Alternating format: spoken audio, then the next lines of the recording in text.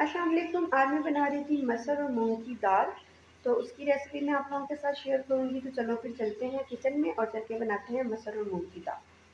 फिर मैंने छोटा प्याज लिया था और उसके अंदर मैंने कुकर में अब ये ऑयल डालकर और इस प्याज को इसके अंदर डाल दिए। लेकिन थोड़ा सा मैं इसको भूनूंगी और इसके बाद मैं इसके अंदर डाल दूँगी लहसुन अदरक का पेस्ट। तो मैं थोड़ा सा पानी मिला के लहसुन अदरक का पेस्ट जो है वो डाल दिया। अब मैं इसके अंदर डालूंगी मसाले। इसमें मैंने सारे मसाले डाल दिए, नमक, मिर्च, हल्दी और मेथी वगैरह सब कुछ डाल दिया इसके अंदर। अब मैं इसको अच्छी तरह से भून लूँगी।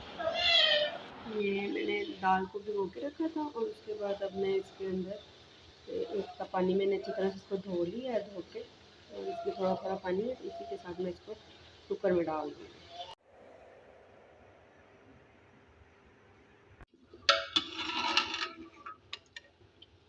ये देखिए यहाँ पर मैंने कुकर खोला है तो दाल देखिए ऐसे होगी, इतनी गल चुकी है, थोड़ी थोड़ी कड़ी है।